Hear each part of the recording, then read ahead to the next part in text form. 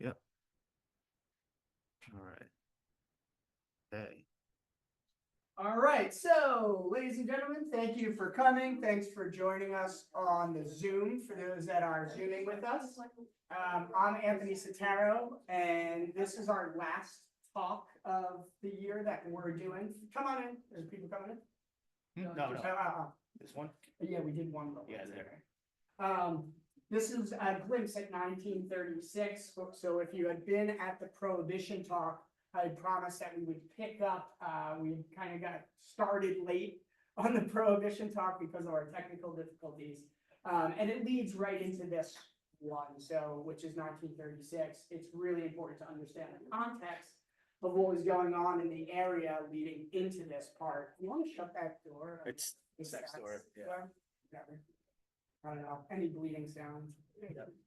Distracts. So if you've been with us before, we play a couple of videos that just kind of introduce our story a little bit. So we're going to start with those and then we'll get right into it. Just start, but Yep.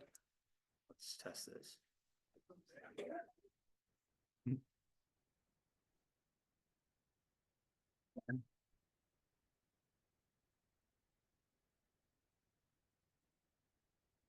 Oh, if these walls could talk. this house hasn't left the family's hands since 1934.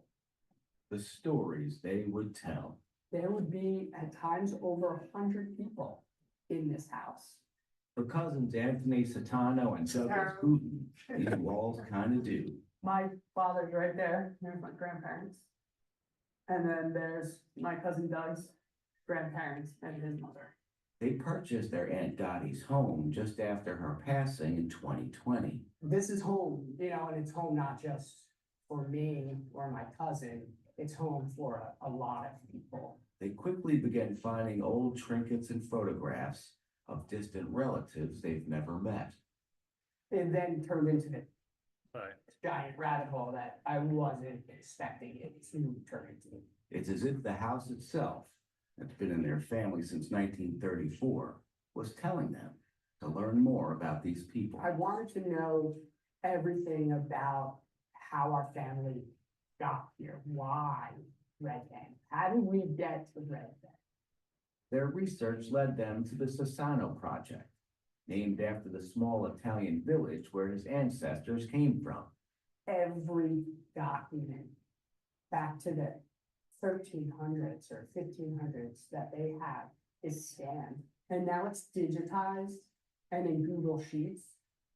And it proves to be a treasure trove of information about his distant relatives. The people from Sassano, there's a lot, and they settle basically all of Bridge Avenue and all of Shrewsbury Avenue ends up being family.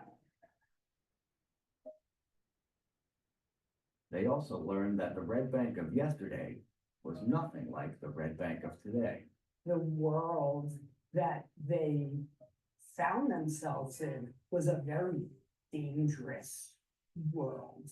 So just walking from here to the other side of town at night would be something that if you didn't have someone with you, you would want to make sure you moved pretty quickly. And they eventually uncover a deep family secret.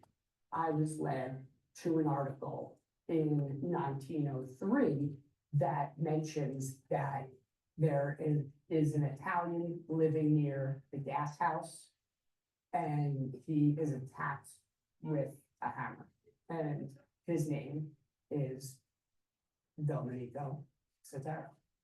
Domenico Setaro was Anthony's great-great-grandfather, and his murder remains unsolved. I felt the loss. I still feel the loss. There has definitely been a lot of soul searching because these are clearly secrets that were held by family members for a reason. That reason may still be unclear, but they believe the research and sharing of this story, as well as others, must continue. We're the last now house, as I view it, in that Italian colony. If my cousin and I don't do this and preserve Sassano and the connection to Red Bank, right on is gone forever. In Red Bank, New Jersey, Brian Johnston for the Asbury Park Press and APP.com.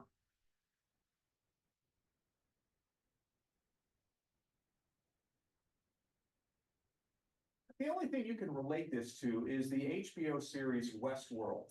Only it's Red Bank in the early 1900s. Two cousins have digitally recreated their hometown from over 100 years ago. And one day you just may be able to walk those streets. Douglas Booten and Anthony Setaro, taking old photos, postcards, newspapers, they've recreated an immersive world of what Red Bank looked like 120 years ago. The train, the buildings, the people, the characters you encounter are based on real people who lived here a century ago. This could be a TV series one day. It could be a virtual reality video game. You could put on the headgear and walk these streets. The project is called the Red Bank. This started as Anthony researched a family murder mystery in town a century ago. One thing led to another, and here we are. You can see the world they built at news12.com. The future is here, and in this case, it is Jersey proud. And the next thing is a movie trailer that we put together using this world that we debuted at the Indie Shoot Film Festival a few months ago. Tongue speaks. Yeah. I had pauses sometimes. Get nervous.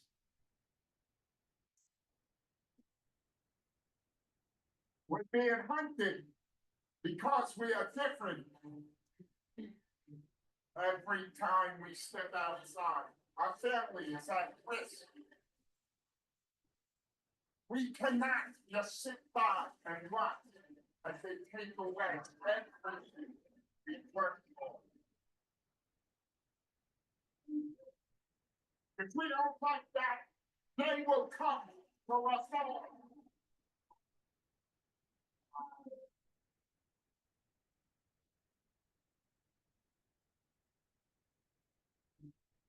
We have no children. It's getting rich, yeah, doing it all the time. It's helping build America. How many more need to die? You were my sister! He was your father. I owe him my life.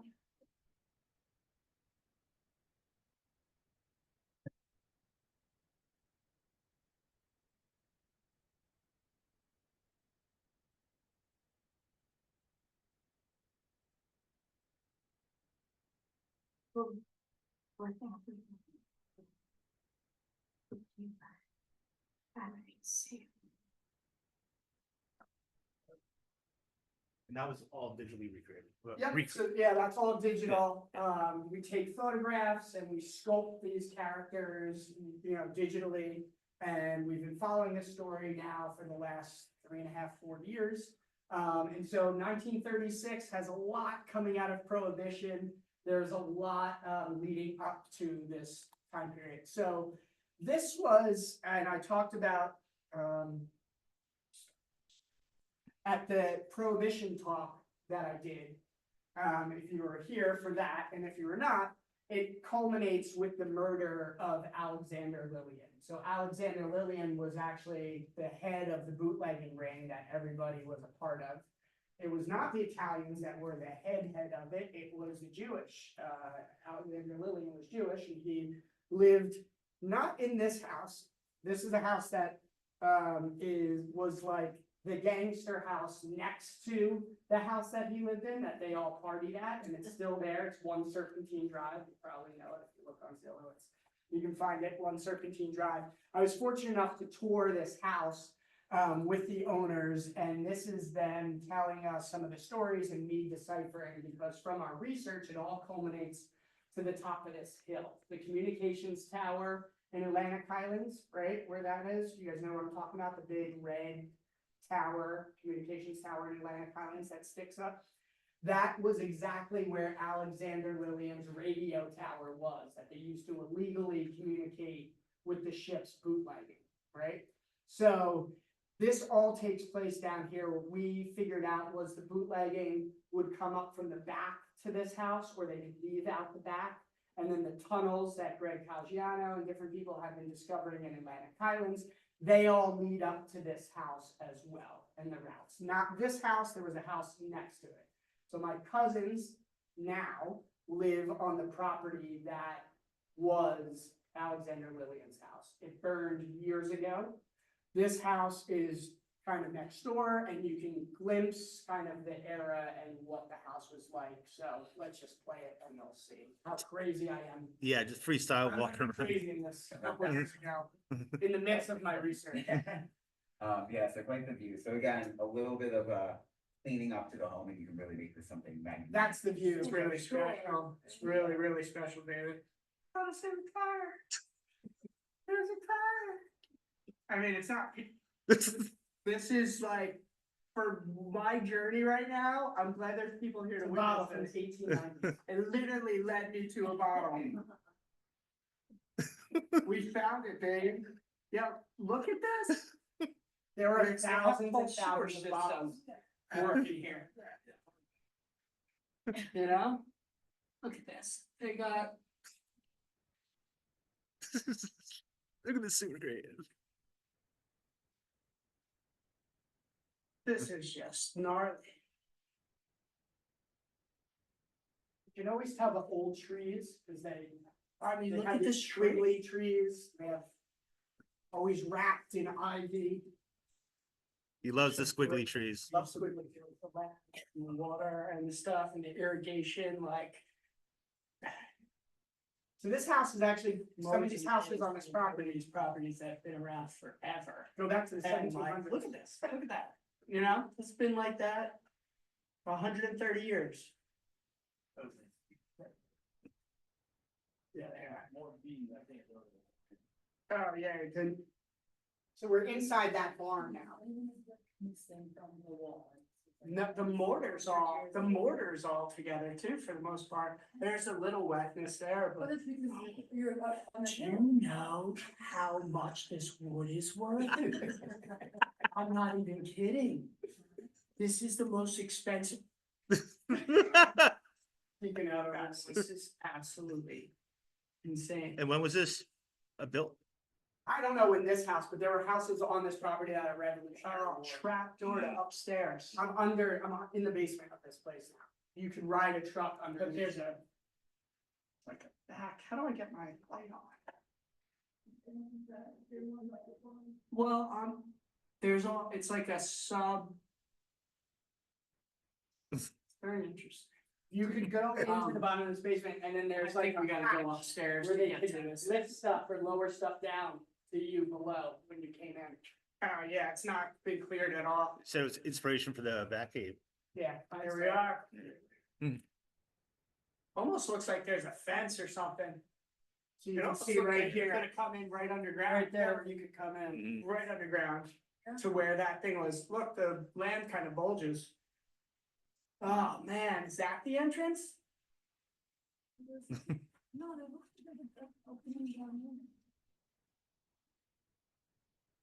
Yeah, there's an opening, but I'm saying it looks like there might be an entrance into this from under here.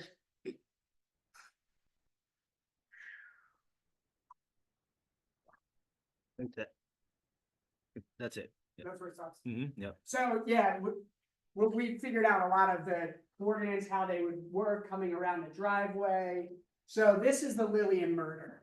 In this murder, this is where Vito Genovese starts to assert his power. We're not going back too far through everything, but the mafia has really just formed the 5 families. And Vito's territory was, one of his territories was here, right?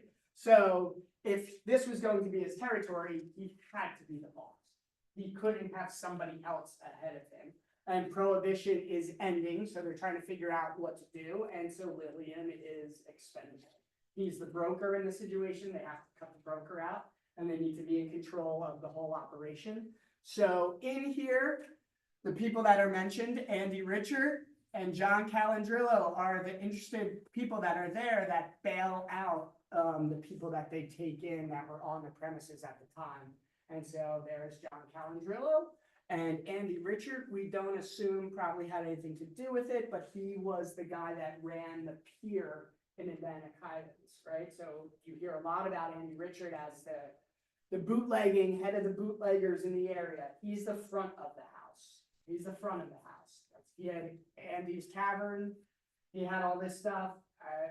Vito would never have Vito's Tavern. You know, he would never have his name mentioned anywhere. So go to the next slide here. So we ran a simulation as to all the information that we have in here, who is the most probable killer, and John Calandrillo came up at 40%. And then we ran it through all the relationships that we know, the marriages, all these things that are not on the top of the surface. And when you do that, John Calandrillo jumps up to 45% that he's possibly the murderer there. The reason why Vito's not number one is he leaves the country shortly after the murder, although it could be he fled, but he's not in the country for a long period of time. Waxy Gordon. So Waxy Gordon, he had a brewery, underground brewery over by where, what you call it? West Elm is, or West Elm is. And so this is how they get Waxy Gordon. They get everybody for tax evasion. That's how they get it. On June 1st, 1933 is when New Jersey voted to ratify the 21st Amendment to the Constitution, making it the 5th of the 36 states to do so, ultimately ending prohibition, repealing the 18th Amendment, right? So now prohibition is over. What are we going to do around here?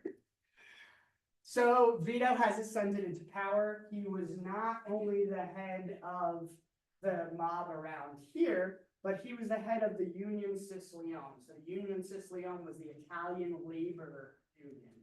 So because he's the head of the Italian labor union, and the Eisner factory is making military uniforms for the government, if you strike at that factory, you now control the government, right? So they strike at the factory. And the strikers issue a statement in August of 33. Striking clothing workers of the Eisner shops feel that their case has not been fairly represented in the press. The mayor of Red Bank has been unfair in issuing statements about the strike without investigating the strikers' aid. The so-called standard of wages paid in the shop in the past is too well known in and around Red Bank for the strikers to feel the necessity of lengthy exclamations. They make $2 to $3, $4 or $5 wage scales, which were the chief cause of the strike. They eventually do find them violating the Walsh-Healy Act, which was a new labor law that FDR puts into place as part of the New Deal. So this becomes a major issue for several years here, and the Eisner factory loses for the first time in 40, 50 years, whatever it is. They have their first contract in 1890. So what is that, 1890 something, about 40 years that they lose the government contracts. They're on probation for 2 years. It hasn't happened yet, but this is part of the case. So Buff Marson, he's then murdered. He was part of, again, the other operation in the Highlands. The Albion was another place that they would frequent and run some of their activities out of.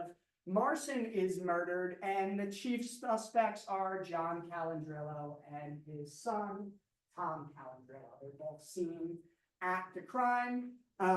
When they study it, they ask John to stay there, and he just walks out and leaves. And they find playing cards on the table. Marson was in the middle of a card game with one other person, and on the card is the letter J. So we assume that John Calandrillo was there with him. He, of course, is brought in. He's never arrested, never goes to jail, never is in prison. It never happens. It's the case with John Calandrillo over and over again. The Volstead Act is repealed 1933, and we are all good to go. Everything is going now. Okay. The Setaros purchased the house on Oakland Street in 1934. So the previous Setaro house that I've talked about in other talks was next to what was the West End Hotel, which is now Brothers. And it was behind the passenger and freight depot, and it acted as a safe house for Italian travelers and bootleggers. And it was the safe house right next to where the main operation was, which was at Brothers, which was the West End Hotel.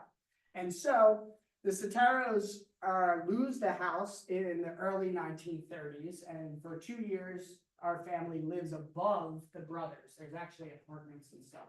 They haven't been lived in years, I don't think, but there were apartments above it, and they lived in apartments there for a couple of years. Our Aunt Rosie worked at the West End Hotel, and she was part of the ladies would help run the numbers game. Does anybody know what the numbers game is? I know someone who knows what the numbers game is. So the numbers game was the Italian lottery, as they would call it, is if you were going to get a haircut and it cost you a nickel, you'd give them 10 cents or 7 cents or whatever, and 2 of those cents would go into the kitty for your bet, right? And you would place your bet, and then the kids, the younger people, would always run numbers. So we always heard the stories of them running numbers in this alley right here. That's what we grew up hearing, these stories of them running numbers for the mob. We didn't know what that meant. Now we know what it meant. So they purchased this house in 1934, and on this block, they set up kind of all of the main players that they needed to kind of tighten everything up at this point. So Sant'Angelo's on the corner right there. He had his liquor store, right? And then Frank Patillo, who was the old, when it was the Black Hand, he was kind of one of the heads.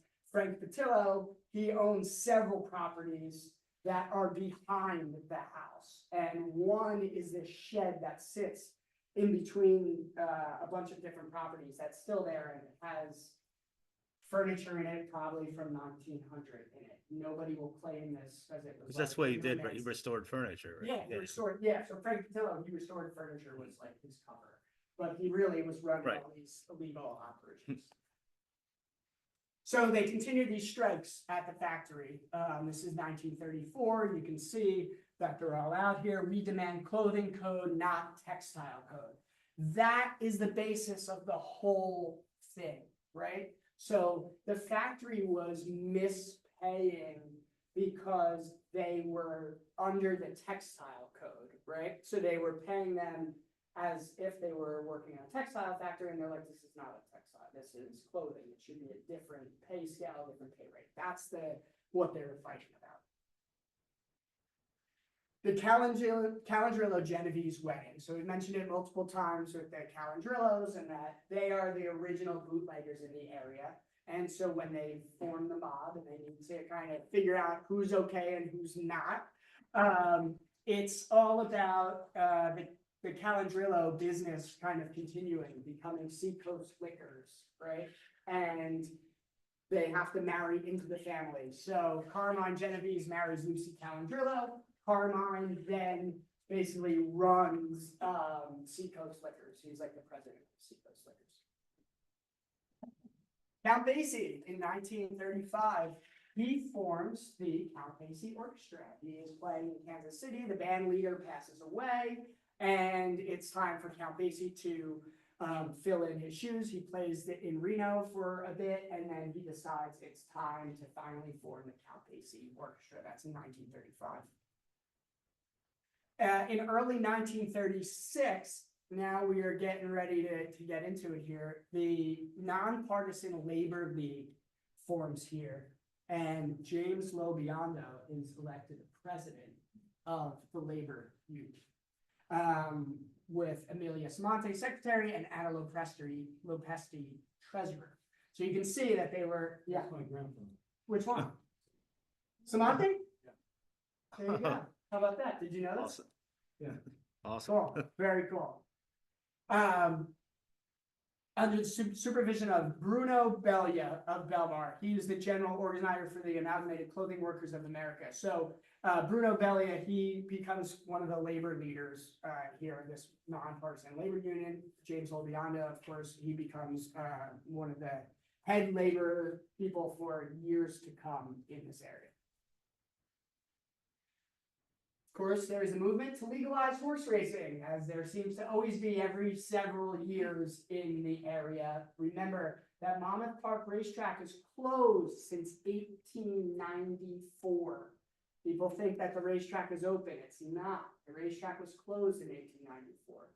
They're doing illegal races at Elkwood Park that I talked about, which becomes the actual Monmouth Park that we know now is not the original Monmouth Park. It was known as Elkwood Park. The original Monmouth Park was where Fort Monmouth is. Okay, that's where the original Monmouth Park was. And in the late 1930s, when they started talking about this again, there's Amory Haskell, and they're starting this. They talked about if they were going to do this again, the new Monmouth Park would most likely have to be Elkwood, because now Fort Monmouth is where the old Monmouth Park was.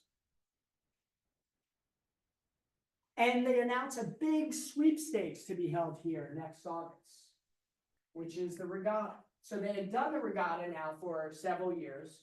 But at this point in 1936, they do a huge dredging project, similar to, I think they're doing one now, or they were gonna do one, or they just did one of the river. They do a dredging project here. The river used to only be like, it was down to 6 feet or something, and they dredge it so that they can make sure all these boats can come in, that participants can come in, and they do this big national sweepstakes, the big trophy, all this stuff. And you'll start to see 1936 is the year that they're really pushing sports, right? They're really pushing sports because they can bet on it. They can gamble, right? So they're not doing illegal. They're still doing illegal alcohol. Just because it's now legal doesn't mean that they're not still bootlegging, but they're finding other ways and other means to build up this area. And they really are about building this as a sports area at this point. And then a bomb explodes at a factory on White Street. And I've mentioned this several times that it just boggles my mind how these people had access to bombs so often that they're constantly blowing things up. So depending on if it's their jobs or whatever it is, but a bomb explodes on White Street, and specifically it's connected to this stuff. About 3 weeks ago, hammer was thrown through one of the windows of the factory. No particular importance was attached to the incident at the time. And Mr. Bond told police that he had been approached by 5 men the previous day at his New York office. So you can see that it's the people, it's not just the people down here, it's the mob, and it's the Union Sicilian, and it is Vito, and it's all those people controlling this area. And then they build a new baseball field. So I found articles dating back to the 1880s of them playing baseball in this area. Baseball was the pastime, obviously, of the whole nation, but baseball was really special here in this area. They had several different teams. You had the Red Bank Towners, which was led, the manager, believe it or not, was Johnny Calandrillo, not the same John Calandrillo, a different one, but I bet he benefited from that name a lot. And then you had the Red Bank Trojans, and the Red Bank Trojans was the semi-pro baseball team. And this is them building what is now Count Basie Field. This is them building that, and that was a semi-pro baseball team. And they're playing teams from all over the place. So we have a few things about them. The Trojans open season Sunday, and a lot of these photographs are amazing because they're from the library. The library has an incredible digital collection. I like to try to colorize them and enhance them if I can, but these are right there. And I would grow up hearing these stories from my grandfather about semi-pro baseball team, Babe Ruth coming to town, all this stuff. And I just didn't believe, you just couldn't wrap your head around it. And then you see the photographs and you read about it. Semi-pro baseball will be restored at Red Bank this Sunday.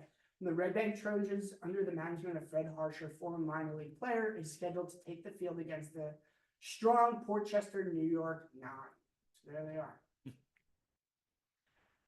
An amendment group meets at Red Bank. So this is the horse racing is very serious that they're trying to do this. And Red Bank is really, even though Freehold is the capital, Red Bank's the capital of Monarch, right? And it had been for years. It's where all the politics were played. And a lot of it has to do with Eisner's factory, but it also has to do with access to the river and access to the trains, and just it was and still is the hub sort of the county. So they meet, and everybody's here, and they meet at the Molly Pitcher. Ernest Shaw of Trenton's there. They have Frank Duran Jr. of Seagirt. They have all these people, Judge Warren, William Scott, Edward Townsend, all these people are here. And then, what's his name? Screws it up. Frank Duran screws it up and doesn't let people vote. They're denied. They were gonna allow people to vote on whether they wanted the racing or not. And politics is politics, and they don't even let people vote on it. So this is 1938 and 1936, and we know they don't actually get the horse racing back until 1946. This is a funny article. Lights on the subject. Everybody's disappointed at the Red Bank Trojan Ballpark on Newman Springs Road. Fans are disappointed with the failure of the portable lighting plant Friday night. The management is disappointed with the team's showing Sunday afternoon. And manager Fred Herbscher is disappointed with his players and is seeking new talent. They fire the entire baseball team except 2 guys after this. Because they can't have a bad baseball team. They have to have a good baseball team, right? So they fire everybody. And anyhow, the Donkeys will bring their own light tonight. So fans are assured of good vision when they watch the Lions and Rotarians play. So let's see the next slide. The revamped Trojan team comes out and they win 10-0.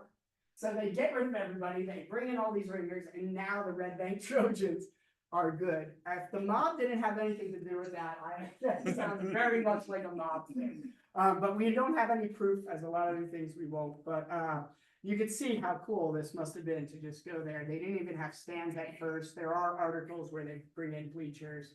But this was the Red Bank Trojan team. And I thought this was cool. They play some very high caliber professional teams. The Black Yankees play here, so the Negro League. If you follow the Negro League at all, these players were just as good, sometimes if not better, than the Major League Baseball players at this point in time. It's 1936, so we're not that far away from when they do start to Jackie Robinson and integrating stuff. These players are good, and they come and they play. And so this is something that goes on, and they're really pushing the sports and the baseball. Can they have another arena? Can they build this up? Can they do this? Here's the regatta in August. Now, these are the boats that are watching the race, right? These are people lined up watching the race. This is out front of like the boat club here. They set up this grandstand with giant clock and the checkered flags. It's just incredible the amount of effort that would go into putting this on. And the library does have the whole program from the regatta, from this year, from 1936.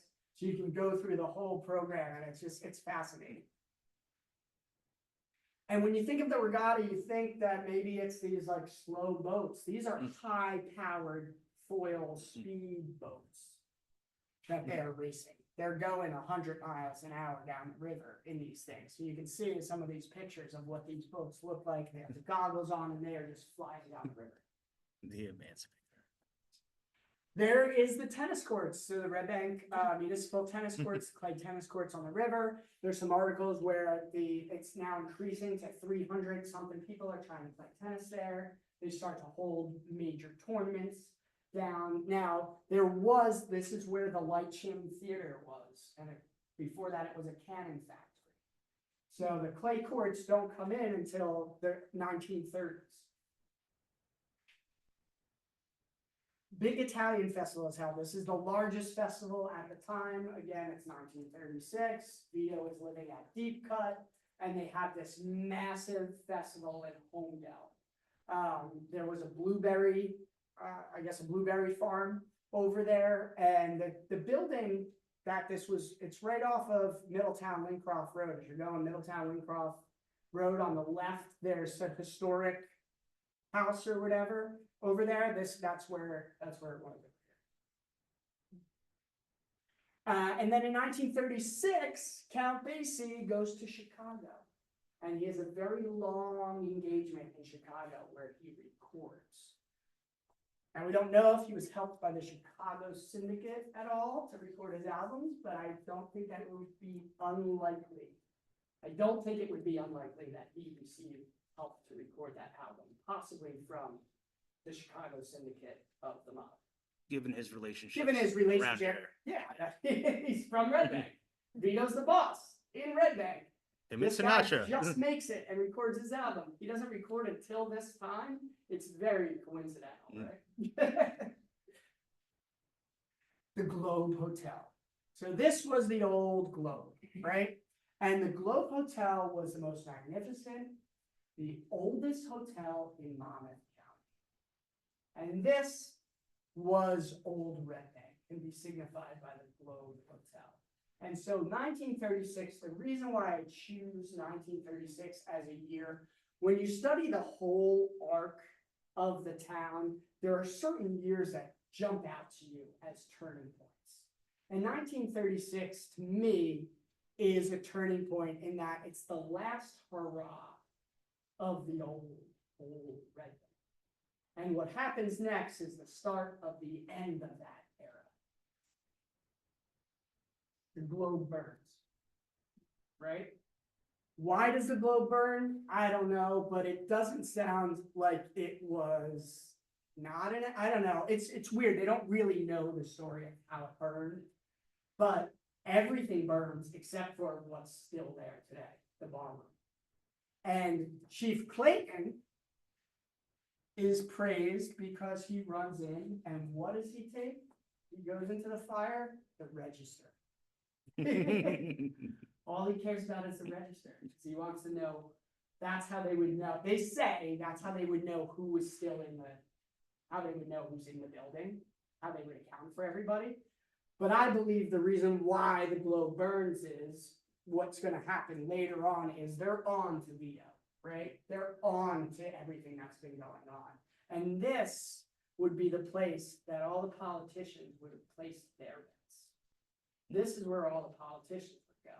This is where they would hang out. And there are articles in here, they talk about in the old days, how they would vote at the Globe Hotel. And the guy that writes the article actually talks about how he would witness money exchanging hands before people would go and take their vote. They would actually buy people off right online going to the ballot. Okay, was that owned by the mulattoes at that point? No. The name, if you go back to the previous slide, it's Herman Ritzau. And where was that? Yeah, because as long as I've been alive, that same family Yeah. has had the Globe, you know? Yeah. So in 1953 is when they put the extension on it. If you're in the Globe, it's very obvious, right? There's pillars just in the middle of the Globe. That's the extension. So that gets put on in 1953. I enhanced a couple photos of this, of the fire, so you can see it on the next slide. So these are enhanced pics of the fire. You still can't really tell it, but if you talk to some historians, they'll tell you that the Globe was completely burned down and there's nothing left of it. But if you talk to people that own the Globe, they'll tell you it's still, there's still the history. And if you walk the outside of the Globe and look at the foundation, it's very obvious that there are parts of it that are clearly very, very old still. And it's just the main part. The second floor is not the old part. It's just that main bar area that was left.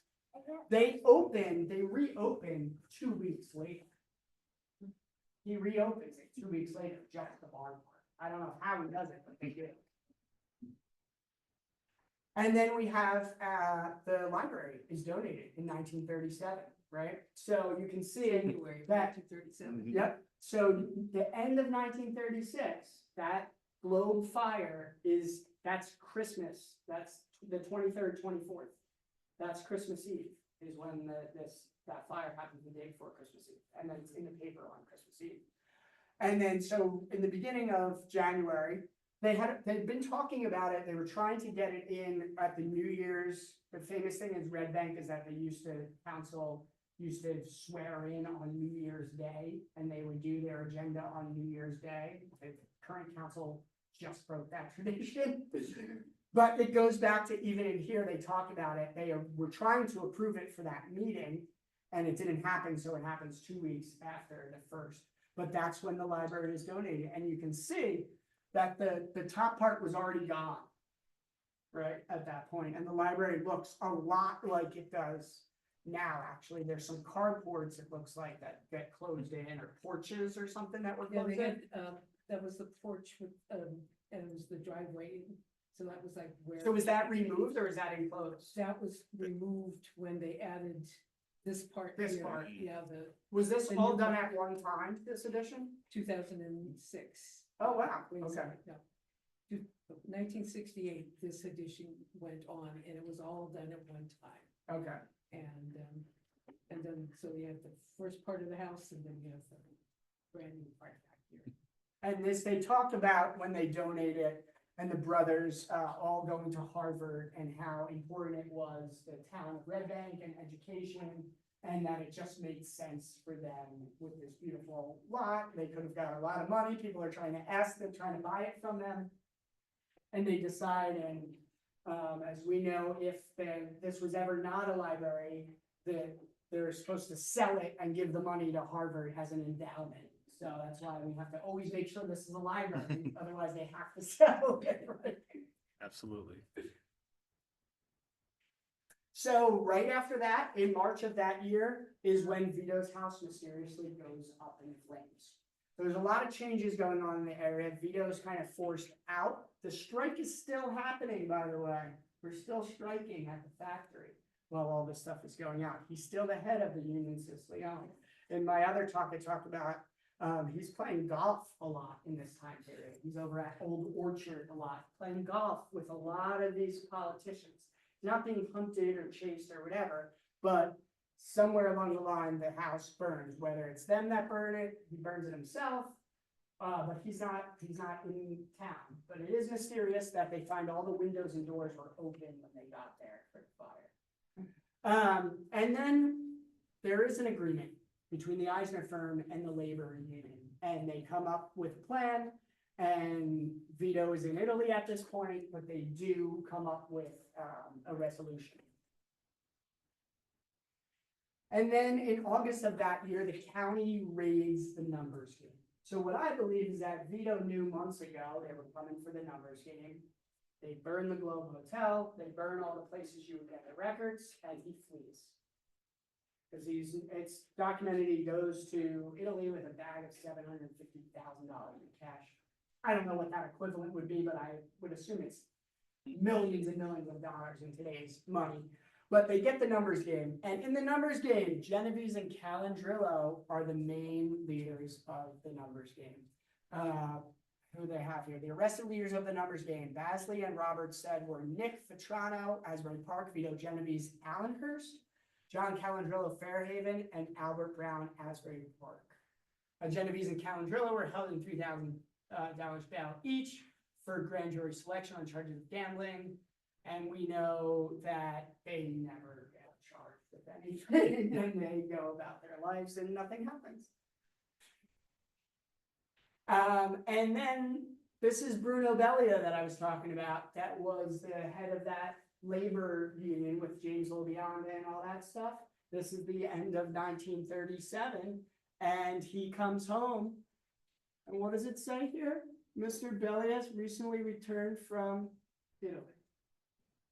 Head of the labor union, with the head of the labor union in Italy, because Vito flees to Italy and he's there until he comes back in 1946.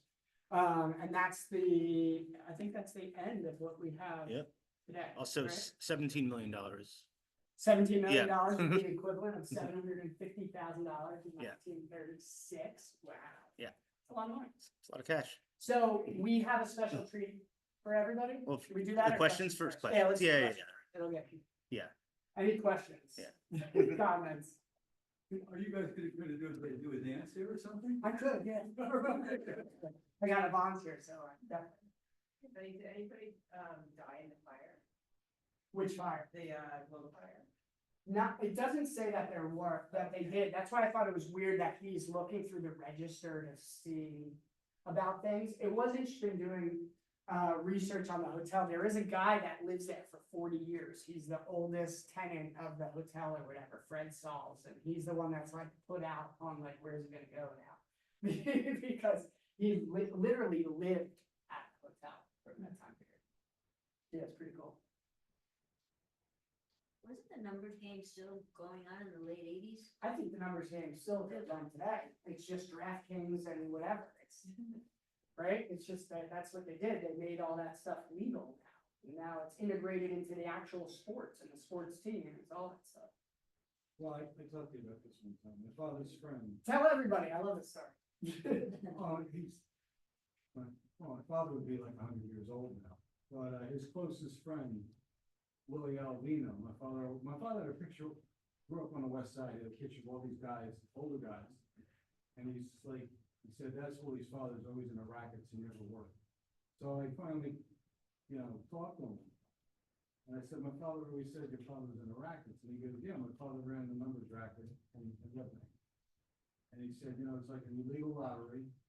And he goes, but Vito Genovese had to come down and get his cut. And I said, well, why did he have to get his cut? He did all the work. And he goes, no, he had to get his cut. He didn't turn part of the money over to him, he would have been in a lot of trouble. And that's the part that people don't understand, right? You didn't have to be in the mob to have to pay that thing. Everyone had to pay.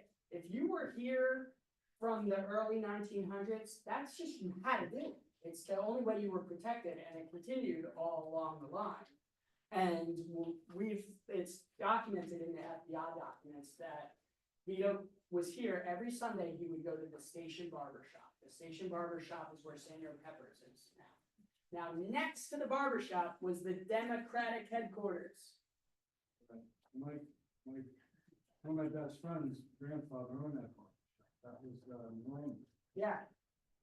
And so where that barber shop is, if you go over now, you can see out the back of those buildings, there's balconies off of all those backs of those buildings. And you can imagine that Vito would have been heavily protected when he would come in the back. And that building, that was not Senor Peppers, but the building next door, it's called the Marx Building. I talked about in the Prohibition talk, was built in 1924 and was built almost specifically to be their drop location because Vito was almost assassinated the year before in 1923 at the old drop spot, which was the Abbott Hotel, right? So this becomes the new drop spot. He meets there every Sunday, and after he picks up his stuff from the barbershop, he walks over to the Setaros, out through that alleyway, comes to the back door, has a plate of macaroni with our family, and then goes over to Patillo's, and then picks up from Patillo. And then he goes, and I bet you, we could probably find 25 families that he visited every Sunday in this area. Maybe not 25. But he probably had all his stops on Sunday that he made before going back to New York. And the way I describe it is, he may have only been here on Sunday, but this is where he lived. Because if you're Italian and you know the Italian culture, where you are on Sunday is where you're from and where you live. He came home on Sunday, but he worked all the other days of the week, right? So we've been working on a couple different, larger projects here. Are there any questions before I move into this? Because I definitely want to show this before we have to finish up here. So this is a little demo of some of the characters that we have created. We have a bunch of different stories that we're telling. Obviously, you saw a trailer to a larger series that we're working on. But then we also have video games where you can walk around in the world of 1900 Red Bank. And then we have these AI characters where we've crafted these characters and we've now taken their actual voices and we're able to clone their voices and make these characters now come to life. So which project do you want to open? Let's do the presidents first and then go to basic. All right, yeah, it's a little laggy because. You want to then just do basic? Just do basic. Just do basic, yeah. Sec. Back.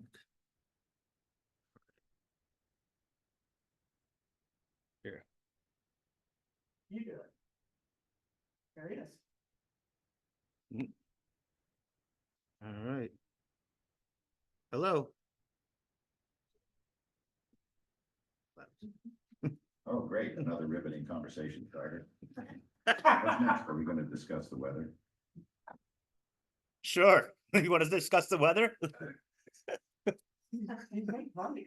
I know. Weather? Really? Come on, talk to them. Hold on, I got to share. I'm not sharing that screen for the people at home. That's fine. Hold on. Share. Okay. All right. What should I ask? Ask him what his favorite song is. What's your favorite song? Are you seriously asking me what my favorite type of cloud is? I thought we were here to jam, not to compare Nimbus with Cirrus. Now we're talking. Song finally. Let me guess, you want to know if I prefer blues or swing, right? Honestly, if it has a rhythm, it could be a nursery rhyme for all I care. Just give me something to dance to. Ask him about Red Bank. Yeah, yeah. Tell me about Red Bank.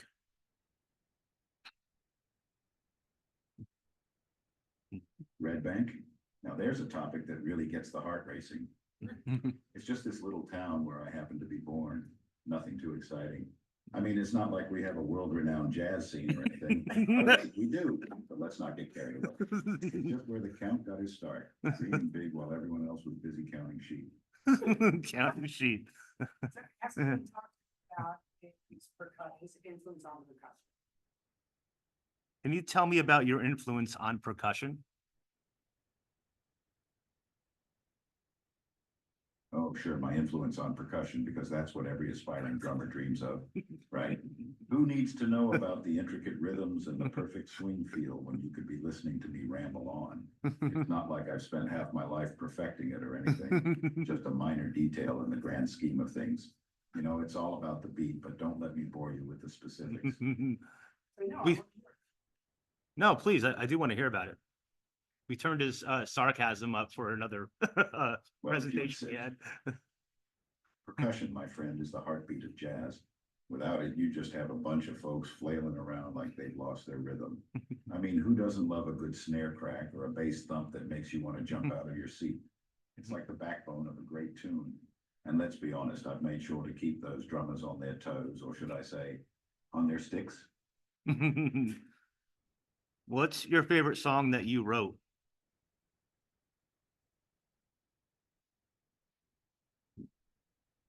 My favorite song that I wrote, that's like asking a parent to pick their favorite child. But if you really want to know, I suppose I have a soft spot for 1 o'clock jump. It's got that swing that can make even the stiffest chair want to dance. But really, it's not like I'm keeping a trophy case full of favorites over here. Just hit play on any of my tunes and let's groove, shall we? Yeah. So is it used to act, is it finding reports, newspaper, is it finding stuff, or is it using all of this knowledge that it has about him and creating the sarcastic delivery that it has? A little bit of both. All of it. Yeah, a little bit of both. Yeah. So because it's historical, one of the things that we realize with AI is they know so much about themselves if they're a historical person. There's so much information about them. So you tell them that they're this person and that you literally link it to their Wikipedia page. So they know exactly who this person is and all that info is now accessible to them. And then, yeah, it does span. And then we also fill in a lot of And then specific information Yeah. and then tweak and tune it's whatever personality you want.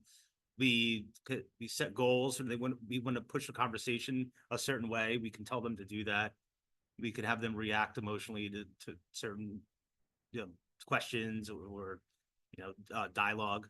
We also Yeah. did loading with ton of facts and history too. You can load them with very specific things like we do for a trash pickup thing where they are asking actual where do I do this or where do I do that? And we feed it exactly what it's saying.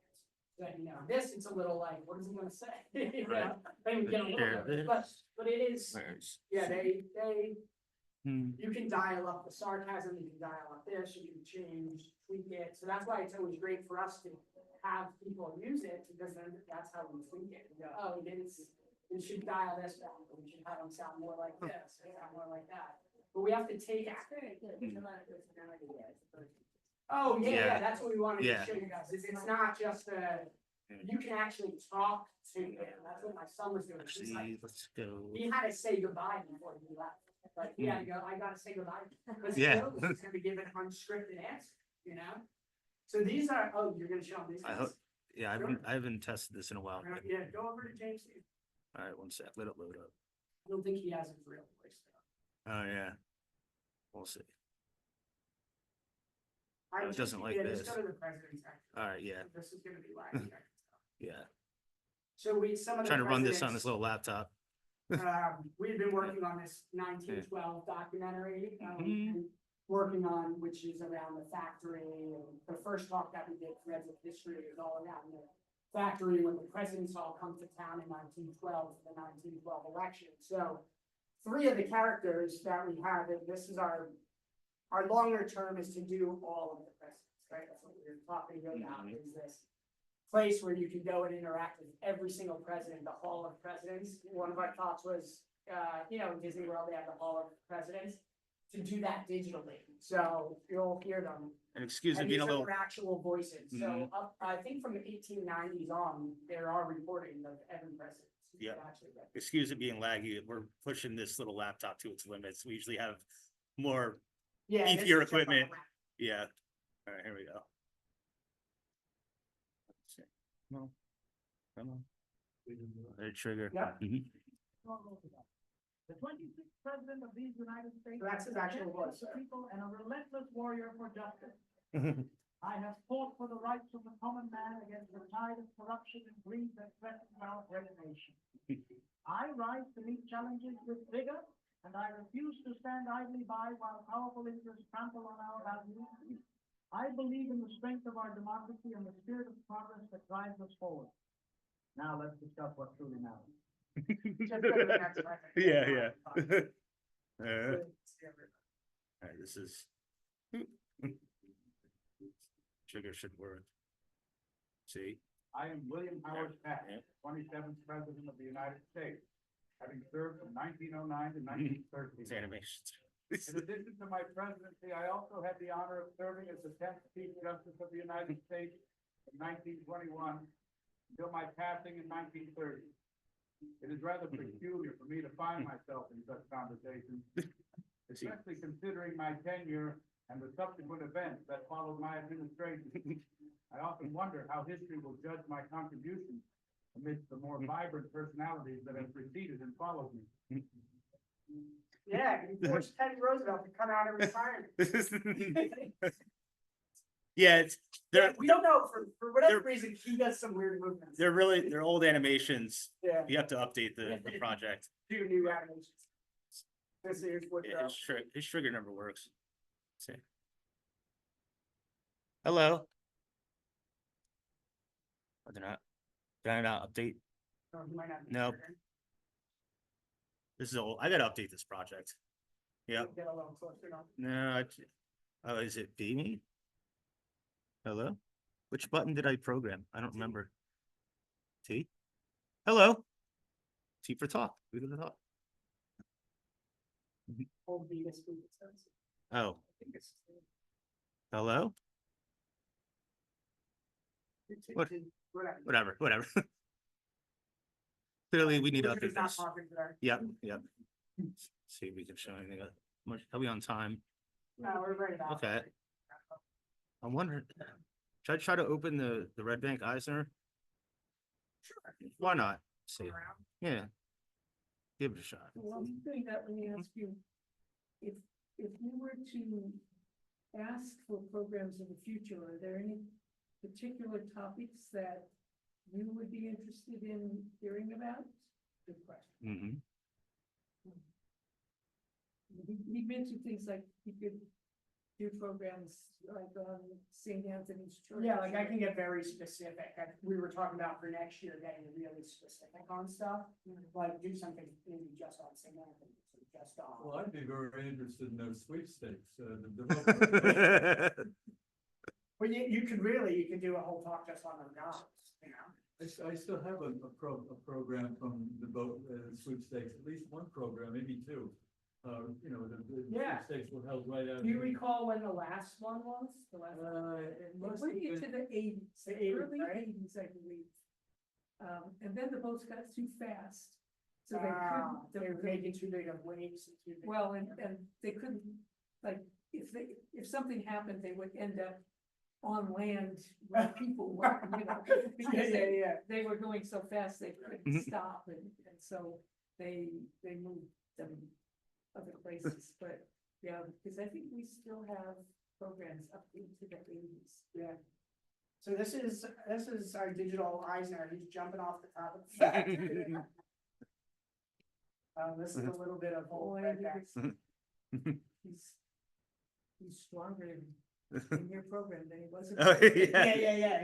We made him a little stock here. It's gonna be a little laggy, I think. Yeah, it just runs slow. Yeah.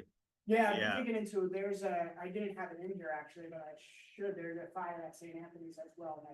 You actually just reminded me, I missed that in here. In 1937, there's also a fire at St. Anthony's, the rectory. They set the rectory on fire. Everything was burning, red band. I Yeah. think they're burning records. I think they were burning the records. Yeah, how'd you miss our church? The Red Bank did burn a lot, Yeah, it had, but the timing of things was, I mean, the most famous ones were on Broadway, Broad Street. 1880 Yes. was Mm. the Broad east Street side one. of Broad, Street, and 1882 was the west side of Broad Street and much of Front Street, and then there was another fire on the other side of Front Street, so it pretty much was the time period between when they built wooden buildings, and then when they all burned down along one side of the street, they started building brick and stone buildings, the ones that are still out there that you can see today. When I was a kid, the post office used to be on the west side. It was on, now it's called Oratory Way, but it used to Oh, be yeah. called- used to go Herbert Street. There was a post office there? Yeah, because my father worked there. Wow. And then this was like the early sixties. Now, then it became a parking lot, overflow parking lot, but we went over there, the whole thing burned to the ground. Wow. And then they moved it over to Broad Street. This is, we had moved. Well, that had to be the west side post office, because there was always a east side post office, was in Tiffany's No, there was, building in the thirties. there was already Westboro, which is a small place. There's still a post office now. Yeah, that was always there, but this was a real post, Okay. this is the real building before they moved it to Broad Street. Mm. Okay. I love the photo of, I think it was Shrewsbury's, or it was in the middle of the road. It's by the Allen House. Yeah, Shrewsbury. Yeah, the tiny little, It's Yeah. in the Shed. middle of the road. yeah, in the it's middle of the road. wild. They used to be in, Like right in the median, where the median is, that crazy intersection of 35 So this, and, swimming, or whatever, It's right Sycamore across- Ave. right across we the have street from more the updated church. map. This is where we would be right now. Basically. It was in, Ripley, believe it or not. Really? I can't imagine, you have gotten hit like all the time. I worked in the post office in 1980, it was still there. Really? Yeah, it was there for like about 5 years. Wow. And they closed it. It was like a little island and people were buying stamps. You could pick up something by car. That's like as you're driving by. Yeah. It's wild. It's, That's why I love these stories, because you hear things and you go, no way. Yeah. That's what we did. And where that small post office is, that's called Westboro. Yeah. Shrewsbury, right next to that, that was Garibaldi Society. That makes sense. Because my grandfather was the president of it. It's like an Italian Alps. Yeah. Right next door. Wow, that's cool. Like Browns, like some of the stores downtown. So that's one of the other ones I was thinking about as I was thinking of stuff is like some of those classic stores, like the downtown stores or whatever. That would be good. Yeah, How about New Orleans? yeah, that'd be cool, the staple, yeah, We did try to yeah. one of the Dorns to do a talk for us, but so far haven't been able to get it all together. Nail it down. probably because Yeah. he's just mad that had his photos locked up. So. They gave the photos to you. I know, but Monmouth so we University. gave them, do you know the story? They donated the Dorrance collection to Monmouth University right before COVID. And no one's been able to access them since. And even the Dorrance can't. They're sitting in limbo. Boxes and they're like supposedly need to be sorted. And he's the only one that can do it. They weren't giving him access to it. I don't know where it stands now, but once a year I ask and I'm usually told like, sorry, can't access it yet. I don't know. And I have people at Monmouth, I'm a Monmouth alum, that know that I'm working on a project. I can't get stuff. I'd ask them for certain things. What's that person at Dorn? George, it's the Dorns, whatever, George, what's his last name? Dan, No, it's not Dorn, it's, what's, Severine. yeah.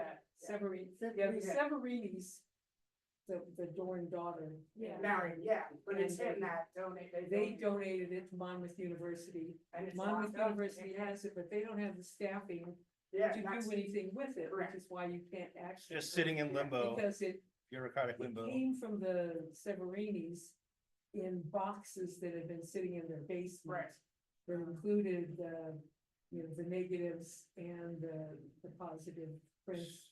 And I guess even some of the. it's old exactly what we glass needed to like finish the story, Way, you know? way back. Yeah, Now they're sitting in Mom's University's basement. But they don't have anybody to put it in a condition to allow people to use it. right. So. So supposedly, yeah, the last I had heard too was that he was supposedly the only person that could sort it. But then to your point, they didn't have a staff to sit with him and do it or something. So it's like, because they can't sort it, either, because they don't know what they're looking at. He's the only one that knows what he's looking at. It's probably a gigantic collection. It's gotta be massive. Yeah. It has to be massive, and some of them are probably the big prints. You know, like I have the old photographs, and some of them are, like, they're not little pictures, they're like hard, you know, like really old photographs, they came in these giant, Yeah, probably different kinds of film, different size film. yeah. It's a shame. So this is us, that's at the, this is here, Maple Cove, yeah. Maple The Cove. old Allen stock.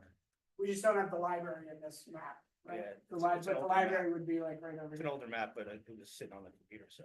That's, people forget is that there was a dock right out here, right? At the foot of Maple Cove was old Allen's dock. That was the original trade dock. Things like that. So when the steamboats would come down, the passenger dock, right, as everyone's heard, the passenger docks were at Marine Park.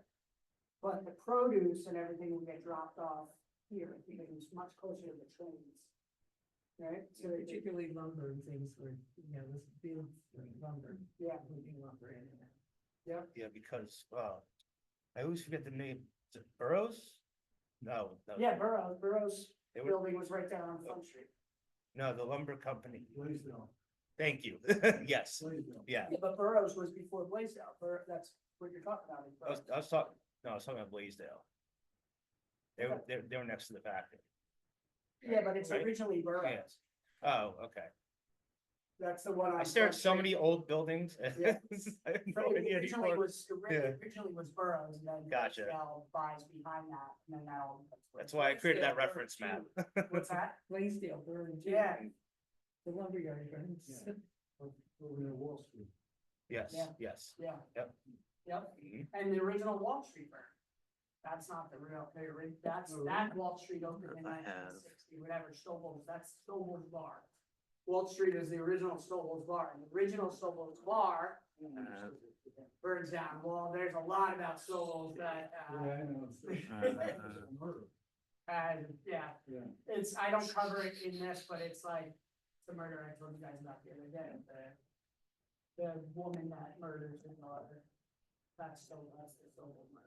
And that murder has an effect on the entire family, the entire everything in this area, and it's way too convoluted and long to go into. But yeah, if you know the Stoble thing, it's suspicious that they had a fire and it burned down. You know, it's, because most of the Stobles are murdered after that. Like, everyone that was in the house that night later gets killed. Well, one of them, Tony Stover was the bartender there for years. Yeah, Before it became Wall Street. and Tony was the brother-in-law. I don't know, but I know that's another one. Yeah. The father is mysteriously has a heart attack at 40. Two of the sons end up in a ditch in a truck in New York. Ditch. Thought it was a pond. Why are all the pictures- Creek. No, there's some women. We do need to be. Yeah, we gotta- Yeah, no problem.